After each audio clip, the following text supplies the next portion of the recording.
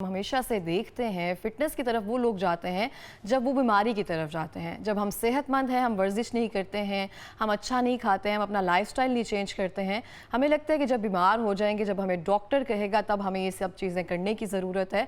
हालांकि जैसे आकर हम सुबह के टाइम जो सॉफ्ट रिमाइंडर देते हैं वो यही होता है कि सेहत से बढ़ के कोई नेमत नहीं है। लेकिन जिस तरह से सेडेंटरी लाइफस्टाइल में हम दाखिल हो चुके हैं, और मुझे नहीं याद कि कभी किसी ने उस तरह से उठकर सुबह पार्क्स में जैसे पहले लोग जाते थे, घरों से बाहर निकलना फजर के बाद और वॉक करना, वो सिलसिला अब बहुत कम हो गया है, महदूद हो गया है, क्योंकि लाइफस्टाइल जो है वो ख़राब हो गया है। इशा के बाद सो जाना, फजर में जाग जाना, ये सब चीज़ें कहीं ना कहीं नापैद होती जा रही हैं क्योंकि मोबाइल का जो इस्तेमाल है वो बहुत ज़्यादा बढ़ता जा रहा है।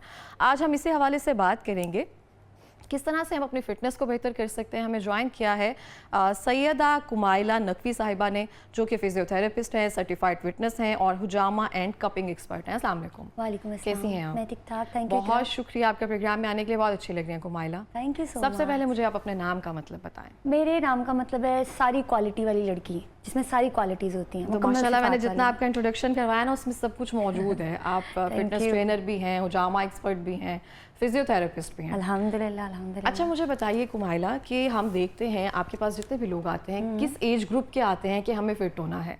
40s में, मिड 30s में वो लोग आते हैं बताने के लिए कि मुझे सेहतमंद रहने के लिए फ़िट होने की ज़रूरत है, ना कि मुझे कोई बीमारी आ गई है, मुझे किसी बीमारी ने घेर लिया है, उसकी वजह से मुझे डॉक्टर ने एडवाइस किया ये सब करने की ज़रूरत है। नॉर्मली हमारे पास जो एज ग्रुप के लोग आ रहे हैं वो आ रहे हैं 30+ या 40+। आफ्टर दैट जब उनके डॉक्टर कहते हैं कि भाई आपको अब जिम की ज़रूरत है, आपको एक्सरसाइज की ज़रूरत है, आफ्टर दैट आपको पता है कि हम 40+ जब होते हैं तो हमारी बहुत सारी डीजनरेटिव चेंजेस बॉडी में होना शुरू हो जाती हैं, जिसमें बहुत सारी कंडीशंस में मेंशन करूँगी। ऑस्टियोपोरोसिस और ऑस्टियोआर्थराइटिस, आप बहुत फेमिलियर हो गए इस वर्ड से। तो ये एक ऐसी डिजीज़ है एज रिलेटेड जो आपको हड्डियों की बीमारी, बेसिकली जॉइंट्स की हमारी प्रॉब्लम होती है। ऑस्टियोपोरोसिस बेसिकली आपके बोन्स का पोरस हो जाना, डेंसिटी का कम हो जाना, मसल मास का भी कम हो जाना, यानी हड्डियों का भुरभुरा हो जाना। दैट्स द ऑल कि हमारे ऑस्टियोपोरोसिस ऑस्टियोआर्थराइटिस में आप जब चल नहीं पाते, ऊपर से आप अपना सेडेंटरी लाइफस्टाइल गुजार रहे हैं, आपके खाने की कोई हैबिट नहीं है, आप कुछ भी जो मिल रहा है वो आप खा रहे हो, तो उसकी वजह से आपका वेट बढ़ जाता है, ओबेसिटी की तरफ चले जाते हैं लोग। तो वो फिर जब डॉक्टर बिल्कुल एंड पे आता है और वो कहता है आपको नहीं भैया आप एक्सरसाइज करें, फिजियोथेरेपी कराएं और साथ साथ अपनी फिटनेस पर ख्याल रखें, तो वो 30 और 40 के बाद जो है वो जिम की तरफ जाते हैं। और वो ये कहते हैं कि बस हमने वज़न कम करना है, हमें कोई नहीं है कि हमने स्ट्रेंथनिंग करनी है, हमें नहीं है कि हमने स्ट्रेंथ ट्रेनिंग के अंदर वेट ट्रेनिंग करनी है। और specially I just wanted to mention के स्पेशली लोग ये कहते हैं कि हमें वज़न नहीं उठाना, हमारे डोले बन जाएंगे। नहीं, मुझे लगता है कि बहुत सारे लोग कहते हैं कि अक्सर अब आकर लोगों ने कहना शुरू किया जो हम स्ट्रेंथ ट्रेनिंग जो है वो करते हैं, एक टाइम के बाद ना हमारी हड्डियाँ घिस जाएंगी, हमने नहीं करना। हाँ। ये सब चीज़ें जितना वजन उठाएंगे उतना अपने आप पर बोझ ला देंगे तो हम, मुझे लगता है एक्सपायरी डेट जल्दी आ जाएगी हड्डियों की। नहीं, ऐसा नहीं है। आप जब स्ट्रेंथ ट्रेनिंग करते हैं, मैं ये मेंशन दोबारा करूँगी, आपको जितना एक अर्ली एज में वेट ट्रेनिंग की ज़रूरत है उससे कहीं ज़्यादा ज़रूरत है जब आप 30+ या 40+ हो रहे हैं, क्योंकि एक नेचुरल आपकी बॉडी ने चेंजेस लेनी ही लेनी है, जिसमें बहुत सारी कंडीशंस हैं। स्पेशली एक वर्ड मेंशन करूँगी, मेनोपॉज का स्टेज, फीमेल्स इससे फेमिलियर होंगी। तो जब वो स्टेज में आती हैं तो वो उनके हॉट फ्लैशेस डिफरेंट सिम्टम्स से गुजर रही होती हैं, साथ इसकी वजह से वो खाना ज़्यादा शुरू कर देती हैं, जिसकी वजह से उनका वेट, यकीन माने मैंने ऐसी लेडीज़ को ट्रीट किया है, देखा है, उनको एक्सरसाइज करवाई है जो 120 130 के बाद हमारे पास आती है, जब उनकी बॉडी का पूरा बेड़ा गर्क हो चुका होता है, और उसकी वजह से ना वो चल पाती हैं, ना वो किसी किस्म का अपना कोई काम कर पाती हैं। साथ ही साथ वो एक सोशल, आपको पता है, आपको एक धक्का लगता है कि नहीं मुझे अच्छा दिखना है, और लोग कहते हैं आप मोटे हो गए, उसकी वजह से वो बहुत सारी कंडीशन से और घिर रहे होते हैं। यानी कि हम देखते हैं सोसाइटी प्रेशर जो है हमें ज़्यादा करता है रादर देन कि हम अपनी सेहत का ख्याल रखें। बिल्कुल ऐसे ही है। तो हम देखते हैं जो डिफरेंट मर्ज हैं, जैसे आपने हड्डियों का मर्ज बताया, इसके अलावा अगर हम डायबिटीज़ की बात करें, आप जब भी ओबीज होते हैं बहुत सारी बीमारियां वैसे ही आप पे हमला करना शुरू कर देती हैं। उनमें दिल की बीमारी है, उनमें ये शुगर का मर्ज है, उनमें कोलेस्ट्रॉल है, ये सब चीज़ें। तो आपके पास जो लोग आते हैं, आप उनको कैसे गाइड करती हैं कि सिर्फ वजन कम नहीं करना, आप अपनी सेहत का ख्याल रखें जिससे आप डिफरेंट बीमारियों में जा सकते हैं? देखिए मैंने आपको जैसे मेंशन किया ना, पाकिस्तान में हमारे पास जब जिम तब लोग जाते हैं जब उन्हें कोई ना कोई डॉक्टर से प्रिस्क्रिप्शन हो कि आपने जिम जाना है। अब उसमें उनको हार्ट का प्रॉब्लम है, डायबिटीज़ है, वो ये कहते हैं कि हम खाना कम ना करें, हम सिर्फ एक्सरसाइज करें और उसमें अपना वजन कम कर लें, और उसमें कोई उनका कंसर्न नहीं है कि क्या उनका मसल मैस जा रहा है या उनकी बॉडी के ऑर्गन्स का वेट कम हो रहा है। ठीक है, तो अब ऑल्दो आपकी बॉडी के अंदर आपको जो कम करना है ना, वो फैट कम करना है, मसल मैस नहीं गिराना है। मैं इस स्पेशल टॉपिक यहाँ डिस्कस करना चाहती थी, मैंने जब बात की कि स्ट्रेंथ ट्रेनिंग का एक तो लोगों में रुझान ख़त्म हो गया। आपने बड़ी प्यारी बात की कि हमारी बोन्स जो है वो खुरना शुरू हो जाएंगी।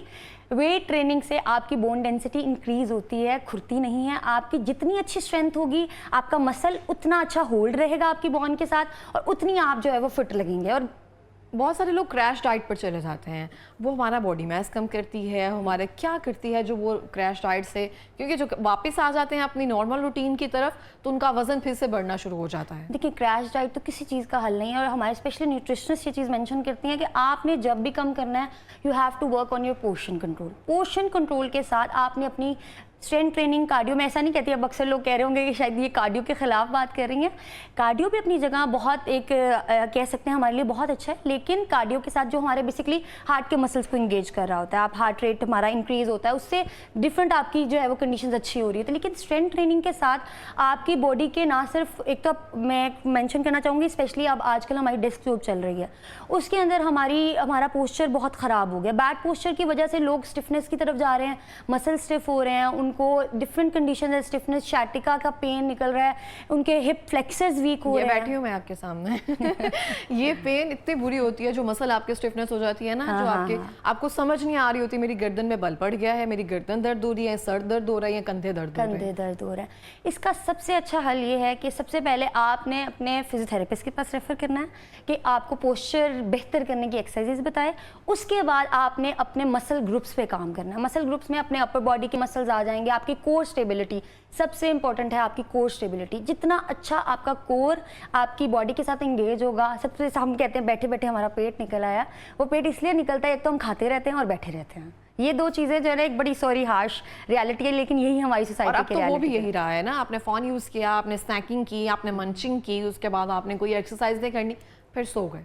बिल्कुल ऐसे ही है। अब हम कह रहे हैं कि अब जैसे सॉफ्टवेयर इंजीनियर है, मैं ऐसा सॉरी मेरे पास बहुत सारे नॉर्मली जो आते हैं ना वो सॉफ्टवेयर इंजीनियर्स आते हैं जिम के अंदर भी, वो जो सारा दिन बैठना होता है। अगर मैं बात करूँ तो उनकी लाइफ भी सेडेंटरी में ही जाएगी, क्योंकि वो बैठे कुछ खा रहे हैं और अपना काम कर रहे हैं। उसकी वजह से उनको कितने डिजीज़, कार्पल टनल सिंड्रोम एक बहुत कॉमन है, जिसमें आपकी फिंगर्स जो हैं वो इंगेज हो जाती हैं। आप जाहिर है काम कर रहे हो, बैठे हो, बैक भी स्टिफ हो रही है, स्पाइन की अलाइनमेंट भी डिस्टर्ब हो रही है, साथ ही साथ आपकी कोई फिजिकल एक्टिविटी नहीं है, रात को लेट जागना, सुबह जल्दी ना सोना, ये जो सारी चीज़ें हैं ना, इसकी वजह से हमारी पूरी हेल्थ जो है वो डैमेज हो जाती है। और इंसान एंड पे आके जब डॉक्टर के पास जाता है, डॉक्टर कहता है भाई चलो जी आपकी अब बॉडी का बेड़ा गर्क हो चुका होगा। अच्छा, बहुत सारे लोग हैं जो अपने बच्चों को जिम जाने से रोकते हैं, वो कहते हैं जल्दी जिम नहीं जाना, हाइट रुक जाएगी।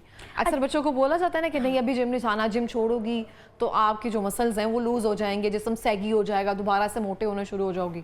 अच्छा, एक मैं चीज़ मेंशन करना चाहूँगी, मैं ना कभी भी मेरे पास अक्सर ना मदर्स आती हैं, हमारी बेटी छोटी है, ऐसे जिम ज्वाइन करवाना, मैं उनसे अक्सर कहती हूँ प्लीज़ ये जो 15+ की एज होती है ना, आपकी नेचुरली बॉडी बहुत ज़्यादा वो रिकवर कर रही होती है, आप अच्छा खा रहे हो, आपकी थोड़ी सी लाइफ इतना हाई है, आपका कुछ करने की जरूरत नहीं, आपकी बॉडी खुद ही रिकवरी मोड के अंदर है। तो आप आफ्टर 15+ अगर ज्वाइन करें जिम तो बेहतर है, क्योंकि पूरी जिंदगी आपने जिम की तरफ जाना है ना। मतलब कि ये अच्छा है कि नहीं करने देना चाहिए उसके मतलब बेहतर यह है कि आप उन्हें कोई फिजिकल एक्टिविटी इंगेज करवा लें, जैसे बहुत सारे हमारे पास प्लेज हैं, बैडमिंटन है, क्रिकेट है, उनमें इंगेज करें, उनको अपने साथ वॉक पे लेके जाएं। वॉक एक बहुत अच्छी चीज़ है, आपको अगर मैं मेंशन करूं तो अगर आप अपनी ज़िंदगी में वॉक को भी ऐड कर लेना तो बहुत सारे मसले वहीं ख़त्म हो जाएंगे। ट्रूली ऐसे ही है। अच्छा, बहुत सारे लोग जो है जिम तो जाना चाहते हैं, लेकिन उसके साथ साथ उन्हें पता नहीं होता कि हमने स्ट्रेंथ कहाँ पे लगानी है, कौन सा पोस्चर कैसे रखना है, हाथ को कैसे हैंडल करना है। उसके लिए ट्रेनर का होना बहुत ज़रूरी होता है। जो लोग विदाउट ट्रेनर ट्रेनिंग करते हैं और उससे ऐसा हुआ है कभी इंजरी का खतरा ज़्यादा हो सकता है,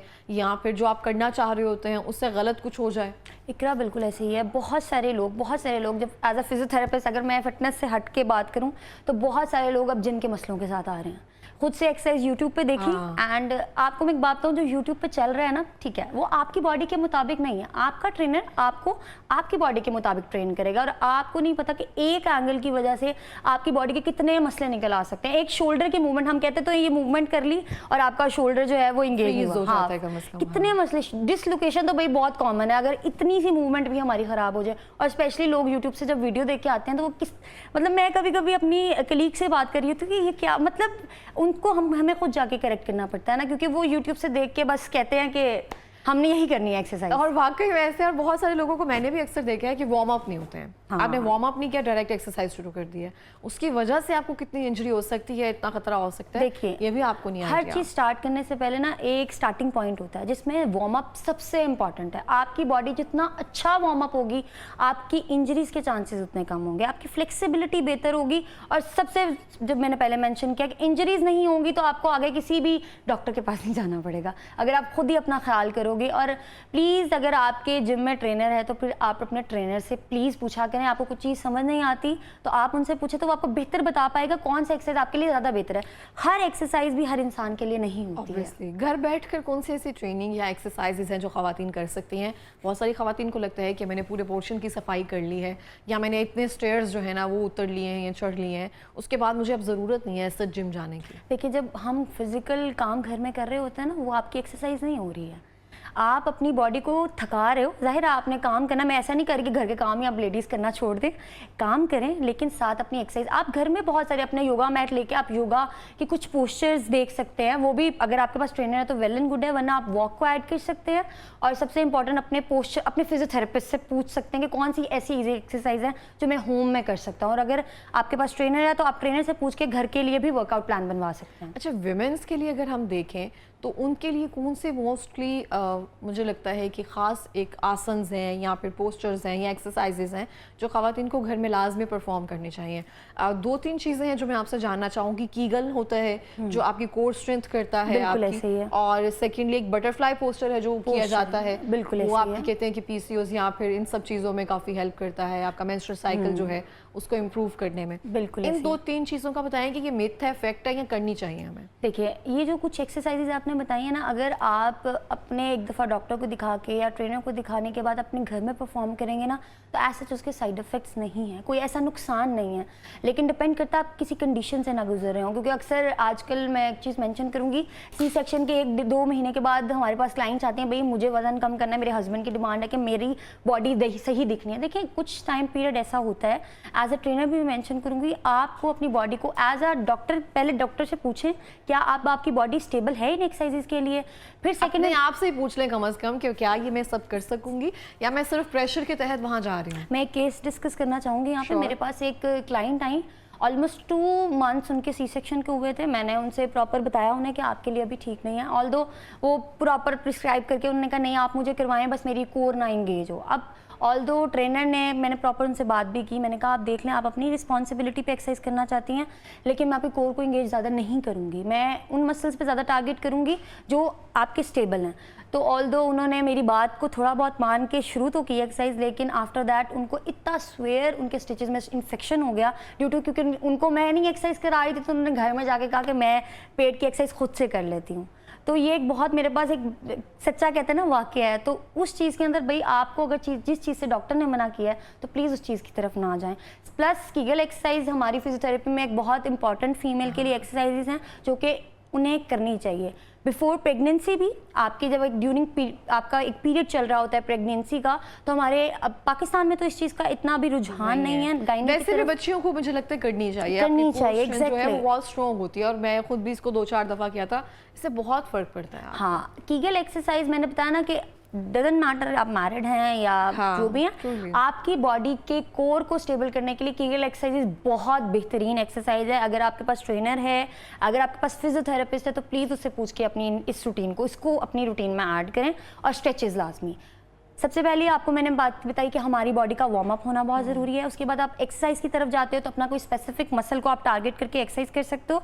थर्ड इज स्ट्रेचिंग। स्ट्रेचिंग मैं कहती हूँ मेरे ख्याल से एक जादू है जो आपकी बॉडी को बिल्कुल रिलैक्स कर देता है। लेकिन अगेन स्ट्रेचिंग से फ्लेक्सिबिलिटी ज़रूर बेहतर होती है, लेकिन गलत स्ट्रेचिंग से बहुत सारे मसले भी निकल आते हैं। अच्छा, बहुत सारे लोगों को बहुत शौक होता है कि हमारी बॉडी फ्लेक्सिबल हो। बहुत सारे जो जिम्नास्टिक या फिर कराटे बच्चे जो बचपन से स्पोर्ट्स वगैरह प्ले करते हैं, उनकी तो बॉडी में होता है कि आपने हरकत की हुई है तो आपको पता होता है कि हमें ये फ्लेक्सिबिलिटी है। कुछ लोग खुदादाद भी होती है ये सब चीज़ें। तो फ्लेक्सिबल करने के लिए बहुत सारे लोग ना यूट्यूब से देखकर ये सब चीज़ें करते रहते हैं। तो आपके नज़दीक फ्लेक्सिबिलिटी बॉडी में कैसे आती है? ट्रेनिंग के तहत आती है या आप लंबे अरसे तक जब जिम कर रहे होते हैं, डिफरेंट स्ट्रेचिंग कर रहे होते हैं, उसकी वजह से आती है? देखिए, कुछ गिफ्ट गॉड गिफ्टेड चीज़ें होती हैं कुछ लोगों के पास, रेयर है जो, हाँ बहुत रेयर है, जिनको नेचुरली जिनकी बॉडी बहुत फ्लेक्सिबल होती है। लेकिन नॉर्मली जितनी अच्छी आपकी ROM होती है, ROM में मेंशन करूँगी रेंज ऑफ मोशन, आपकी बॉडी की जितनी अच्छी रेंज ऑफ मोशन है, आप उसको जितना ट्रेंड करोगे वो उतनी बेहतर होती जाएगी, और वो एक्सरसाइज से ही बेहतर होती है। फ्लेक्सिबिलिटी डिफरेंट एक्सरसाइजेस होती है या फिर जो भी आप रूटीन में कर रहे हो? नहीं, स्ट्रेचेस होती हैं, डिफरेंट एक्सरसाइजेज होती हैं जो हम पैटर्न क्लाइंट्स को, अपने पेशेंट्स को गाइड करते हैं कि आप ये चीज़ों को अपनी रूटीन में ऐड कर सकते हैं, जिससे आपकी फ्लेक्सिबिलिटी मजीद और बेहतर हो सकती है। एकदम से नहीं बढ़ती फ्लेक्सिबिलिटी, टाइम लेती है। ऑब्वियसली।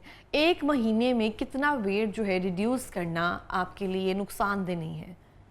अगर फीमेल की बात करें, मैं यहाँ 2 कैटेगरीज डिफाइन करूँगी, एक फीमेल और मेल। वैसे मैं ट्रेन फीमेल को करती हूँ, लेकिन ऑल्दो जब आप नॉलेज लेते हो तो आप सबका लेते हो। फीमेल के अंदर 3 to 4 kg पर मंथ हेल्दी वेट लॉस है with the diet and with the exercise.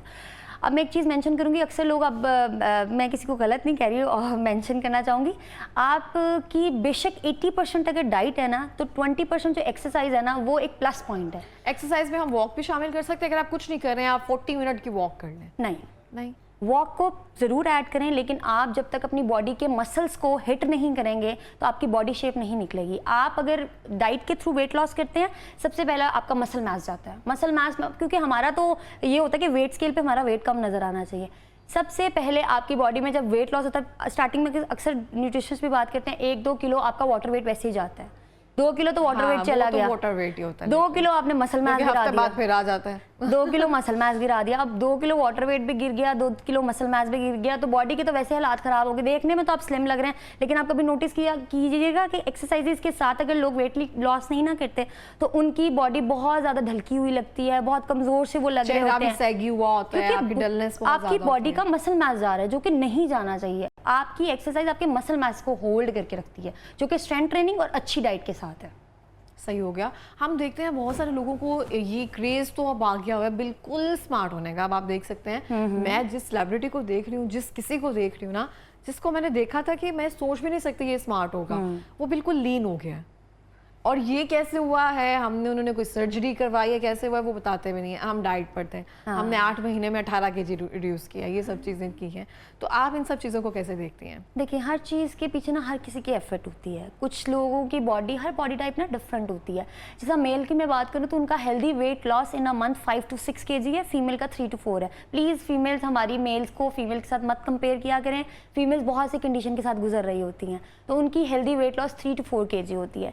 Same as आपकी डाइट बहुत इंपॉर्टेंट रोल अदा कर रही होती है आपके वेट लॉस में। तो अगर वो आप एक्सरसाइज के साथ और डाइट के साथ करते हैं तो वो वेट लॉस आपकी बहुत लॉन्ग लास्टिंग होती है। ऐसा नहीं है कि अक्सर, मैं एक और क्वेश्चन अपना ऐड करूंगी, अक्सर लोग कहते हैं हम जिम करेंगे ना, जिम छोड़ते ही हमारा वजन बढ़ जाएगा। और ये बहुत, मुझे लगता है, कॉमन मिथ है। हाँ, सबसे पहले लोग आके हमसे यही बात करते हैं कि मैडम हमारा वजन तो नहीं दोबारा वापस आ जाएगा। हमारे हस्बैंड कहते हैं तुमने जिम छोड़ना है, तुम्हारा बॉडी ऐसे।